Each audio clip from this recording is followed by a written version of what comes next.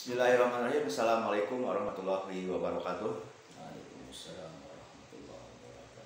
Bersyukur pada Allah, bersalawat pada Rasulullah, Allahumma sholli ala Muhammad wa ala ali Muhammad. Al-Fakir pagi ini bertamu bersilaturahmi Pak Ustadz, ini pejuang Quran, pejuang dakwah, pejuang kebaikan. Mudah-mudahan Allah jaga beliau. Amin. Allah berkahi beliau. Jauh asalnya Madura. Yang katanya Madura itu ada singkatannya, maunya duduk dekat bara, tekan sate. Allah Akbar. Gak apa-apa ya, Loko Suto, namanya ilmu hidup. Aduh ya Allah. Semangat. Iya, kemana-mana orang baru itu ada. Di Arab Saudi itu yang banyak ya. Jadi suku Madura luar biasa. Itulah sahabat ya, kekayaan ya, di Indonesia ya. Berbagai suku, berbagai agama yang tidak beragama juga banyak. Baik, sahabat ya, podcast bersama beliau ini tidak sengaja namun takdir Allah ya. Alhamdulillah kita bicara tentang dakwah Ustadz ya, sekup Tasik dan nasional gitu ya. Kalau anak amati ya, anak sering keliling-keliling ngasih motor taubak lah. Ini beneran kita di mana-mana ayah itu. Alhamdulillah. Ya si Agung itu bikin seperti itu gimana tuh? Kok banyak posnya gitu? Apa gak disentralkan satu titik besar-besarin sekalian gitu benderanya gitu kan? Atau menjaring gitu? Bagaimana itu? Bagaimana Ustaz? Ya, jadi Al-Quran itu hudan linnas wa bayyinatin minal huda wal furqan. Jadi Al-Quran itu merupakan petunjuk bagi seluruh manusia. Nah, karena ini adalah petunjuk, maka tentu kita harus memiliki banyak markas-markas, pos-pos dakwah yang bisa setiap saat, setiap waktu bisa kita segarkan kembali, refresh kembali kepada umat. Umat kita di Indonesia semakin besar, semakin banyak.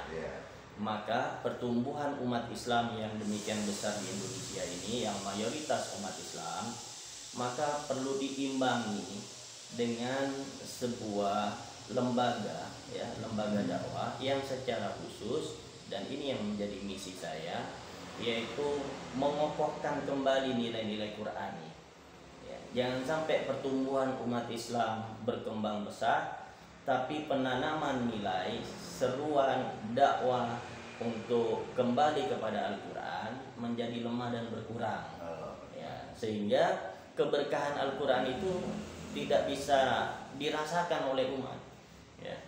Padahal Al-Quran ini memiliki nilai rahmah yang sangat luar biasa ya. Jangankan kita menjalankan, mengamalkan Al-Quran itu sendiri, mendengarkan saja, wa idza quri'al Qur'anu fastami'u lahu wa ansitu la'allakum turhamun. Hanya dengan menyimak, mendengarkan Al-Quran dengan khusyuk, maka itu akan menjadi sebab turunnya rahmat Allah Subhanahu wa taala. Apalagi kita dakwahkan, kita tanamkan kecintaan ya, terhadap Al-Quran, maka nilai ya, keberkahan, nilai rahmah yang akan Allah kucurkan itu akan lebih besar lagi. Makanya ini yang menjadi motivasi ya kami dari Rumah Tahfidz Quran Bunaya untuk menghadirkan ya tempat-tempat rumah-rumah tahfidz ya. Sebenarnya bukan hanya ingin merekrut banyak santri, tapi bagaimana keberkahan Al-Quran itu benar-benar dirasakan oleh masyarakat, oleh umat Islam ini. Ustaz lupa, belum mengenali tadi saking semangatnya ini. Ustaz kenalin dulu ini, antum tuh dari mana itu? Asalnya terus Tasik ini, kok bisa ke Tasik itu? Ujung-ujung kan? Allah Akbar. Benar sejarahnya atau istri orang Tasik atau emang ada saudara di Tasik dulunya, dan ini awal mula itu juga ini ada nama Bunaya itu di Tasik itu di mana itu? Ya, kalau saya namanya kalau nggak salah Ustadz Rodi Ustaz Riyadi Muhammad Riyadi dipanggilnya? Dipanggil Riyadi. Riyadi aja. Oh, oke ya. Allah. Kalau kita sambil santai-santai aja kan, santai, madu hangat insyaallah. Biar sehat sambil dukung sahabat. Di Tasik ini ada rumah tahfidz ya, yang mungkin tiap kecamatan sudah ada kayaknya. Target kita di Kota Tasikmalaya itu 10 cabang, 10 cabang, 10 kecamatan. Tapi ala kulli hal ternyata sudah terbentuk 10 cabang tapi tidak merata di semua kecamatan masih. Tapi target kita setiap kecamatan kita punya cabang. Mungkin kurang SDM-nya atau gimana, Ustaz? Kebetulan memang kita baru melihat potensi wilayah strategis yang kita bangun terlebih dahulu. Nah, kalau SDM insyaallah banyak kader-kader dakwah, alumni pesantren yang mereka punya pengetahuan, punya pemahaman secara khusus terhadap nilai-nilai Al-Qur'an, tapi tidak ada wadah kita masih minim ya di wilayah kita ini. Makanya perlu banyak dikembangkan ya, didirikan lembaga-lembaga dakwah yang bisa memfasilitasi para generasi dakwah kita yang hampir setiap tahun itu keluar kan dari pesantren. Betul. Tapi tidak ada wadah ya, sehingga tidak sedikit di antara mereka keluar dari pesantren, nilai-nilai keagamaannya sedikit demi sedikit luntur, hilang karena tidak ada wadah. Tapi kalau kita memperbanyak ada lembaga-lembaga dakwah seperti Rumah Tahfidz Quran Bunaya ini, ya maka sebenarnya kita ingin mengembangkan potensi generasi muda kita yang memiliki background keagamaan yang bagus, ya. Dan ini sangat strategis untuk dilakukan, dan insya Allah ini menjadi bagian dari kemajuan bangsa Indonesia, ya. Sehingga ke depan menjadi bangsa yang maju dan bermartabat karena nilai-nilai keagamaan yang sangat dalam. Allah Akbar. Kembali ini tadi terjangka ya, ini kan tadi antum ke Tasik itu tahun berapa itu? Ceritanya gimana itu? Bisa milih berjuang di Kota Tasikmalaya? Ya sebenarnya ini takdir Allah bagi saya. Jadi saya akhir dari tahun 2019 ya ke Tasik. Ada salah seorang ikhwah di Unsil. Jadi saya diundang untuk ngisi kajian dosen-dosen di Unsil, Universitas Siliwangi.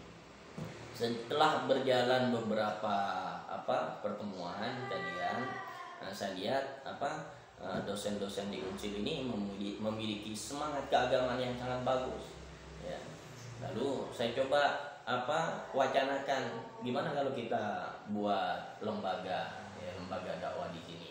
Ya, mereka antusias dan langsung saya dengan pengalaman organisasi yang saya miliki, langsung saya buat yayasan. Namanya Yayasan Gria Media Dakwah Indonesia. Ya. Sama dengan Rusia. Ya. Sama juga ini yang kesehatan itu BTH tidak ada. BTH tidak ada. Cuma ketika kita buat program keagamaan, ada kita buat program tarbiyah Qur'aniyah. Ya. Dan alhamdulillah ketika kita gulirkan program itu, banyak dari mahasiswa Unsil dan Poltekkes di BTH itu yang tertarik untuk berpartisipasi dalam kegiatan itu. Ya, itu yang menjadi awal juga kegiatan kita menjadi maju dan berkembang karena partisipasi dan kontribusi dari teman-teman mahasiswa Unsil dan Poltekkes itu. Nah, sehingga kemudian 1-2 bulan setelah mendirikan Yayasan Gria Media Dakwah Indonesia, kita buat program Rumah Tahfidz Quran Bunaya. Awal mula di daerah mana? Pertama saya dirikan Rumah Tahfidz Quran Bunaya ini di Brigif. Oh ya, di depan Brigif. Jalan Siliwangi itu ya, di Nyantong. Dengan Pak Sutian. Pas bertempat dengan Pak Tian. Dari situlah ya, kemudian bermunculan berdiri cabang-cabang rumah tahfidz. Sekarang berapa ya, tahun? baru 3 tahun. Baru 3 tahun. Baru 3 tahunan. Alhamdulillah sudah terbentuk 10 cabang di kota Tasikmalaya. 3 tahun berarti anak di Antum sudah ada yang di mana kan? Masih di Antum Mas? Jadi di luar. Sementara masih seputaran di sini karena kita santri-santri kita rata-rata SD kan. Oh gitu anak-anak ya. Jadi sekarang ada yang sudah SMA, ya belum ada yang kuliah. Ya katanya ada kajian-kajian juga Islaman untuk ini. Dari Rumah Tahfidz Quran Bunaya itu kita membuat kebijakan setiap Rumah Tahfidz Quran Bunaya selain kegiatan kelas tahfidz Quran, maka diharapkan setiap Rumah Tahfidz Quran Bunaya itu ada majelis taklim muslimah. Ya, jadi setiap Rumah Tahfidz Quran Bunaya selain kelas tahfidz Quran ada kajian muslimah tiap pekan itu. Siang pagi. Ya ada yang sore, ada yang malam. Itu sesuai dengan waktu ya di lingkungan. Ya. Informasinya mungkin alhamdulillah ini kalau ada lihat Rumah Tahfidz Bunaya ada kajian untuk ibu-ibu ya. Ya ibu-ibu yang mau ikut ya terbuka untuk umum ya dan mungkin waktunya pagi-pagi jam berapa? Rata-rata sore jam 4 sampai jam 5 hari ya, untuk ibu-ibu. Kalau Rumah Tahfidz Quran Bunaya 9 ini 9 ya, itu hari Sabtu sore. Oh di sini Sabtu. Ya Sabtu sore. Ini daerah masuknya ke Babakan Domba. Kecamatan Mangkubumi. Ya, Mangkubumi. Ya Ustadz, makasih ininya podcastnya ya sekalian mungkin informasi untuk sahabat-sahabat ya saudara-saudara kita yang berada di sekitar Tasikmalaya ya, bahwa perjuangan saudara kita ini sahabat kita dan Ustadz dari daerah Jawa Timur. Allahu Akbar. Nyebrang laut ya kalau ke sana sekarang ada jembatan. Jembatan Suramadu lebih cepat ya. Bisa nih anak-anaknya dititipkan di Pak Ustadz Rumah Tahfidz Bunaya ya. Mudah-mudahan Ustadz lembaganya semakin maju ya. Allah berkahi, Allah tolong semua perjuangan antum dan tentunya antum berada dalam kesehatan yang sempurna, keluarganya juga semuanya. Dan mohon doanya ini momen kita bertemu dan dalam silaturahim itu ada doa-doa yang sangat ijabah. Ya, insyaallah Bunaya lagi mendirikan masjid di Babakan Domba ini menjadi pusat kegiatan dakwah Rumah Tahfidz Quran Bunaya. Jadi ada 2 lantai, alhamdulillah sudah selesai lantai kedua dan sudah bisa dipakai sholat 5 waktu. Ya, baru 5 bulan ini kita mendirikan masjid. Ya, alhamdulillah sudah tinggal finishing. Di pinggir jalan sini masuk ke dalam Rumah Tahfidz Quran. Namanya Masjid Bunaya Oli Sodikin. Baru ini perdana. Sukses Ustaz. Makasih ini beliau sangat terbuka, sangat menghormati tamu. Ya memang ini kenikmatan yang luar biasa, saling berbagi informasi dan silaturahmi tentunya memanjangkan umur dan memperbanyak rezeki. Assalamualaikum warahmatullahi wabarakatuh. Waalaikumsalam warahmatullahi wabarakatuh.